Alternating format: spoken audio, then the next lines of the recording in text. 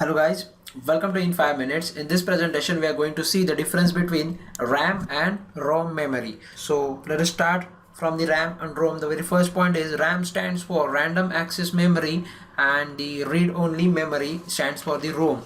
Now the memories are classified on the various techniques, and the one technique which is based for RAM and ROM is the mode of access. So moving to the very next point, RAM has read as well as write capability, whereas as the name suggests, in the ROM data is stored permanently and you can only read the data from the ROM memory. RAM has a volatile memory and ROM is non-volatile memories. Why? Because volatile means when the electrical power is shut off, then whatever the memory written or stored in the RAM, it will be erased. That's why it's called as a volatile memory. Whereas the read-only memory, if the electrical power is switched off, still the data is intact in the ROM, and hence there is an advantage for ROM here. That's why RAM is called as read or write random access memory and the ROM is read-only access memory. So RAM and ROM type of memories which is differentiated on the basis of the access. So it has got only read-only access and it has read and write, both the access are available with the RAM. Let us look into the types of RAM and ROM. So first is the static RAM or the masked ROM in the section of ROM. Now it can be static or dynamic.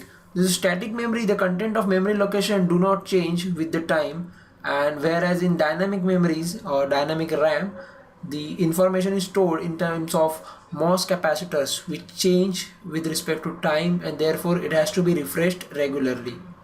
Whereas read-only memory is called as masked ROM.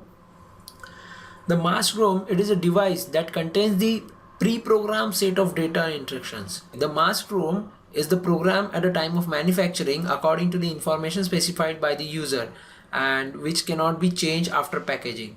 The primary advantage of this is the low production cost, but only when produced at the larger quantities and the same ROMs are required, then only it is financially beneficial. And the final disadvantage you can see in that it cannot be reprogrammed in the event of design of change requiring modification of stored data.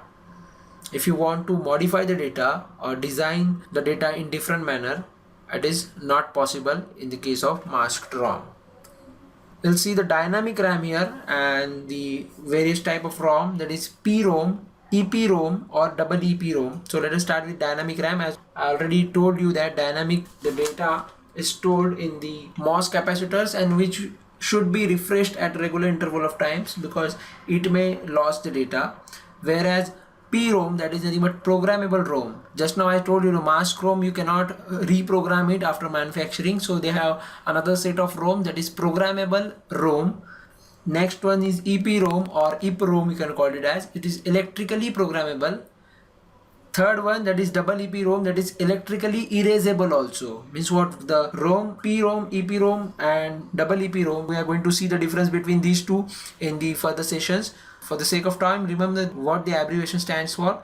It is electrically programmable ROM and the second one is electrically erasable programmable ROM. So that's all about the RAM and ROM difference. And thank you for watching In 5 Minutes. We will meet in the next session to see the difference between the EPROM and double EPROM. Thank you.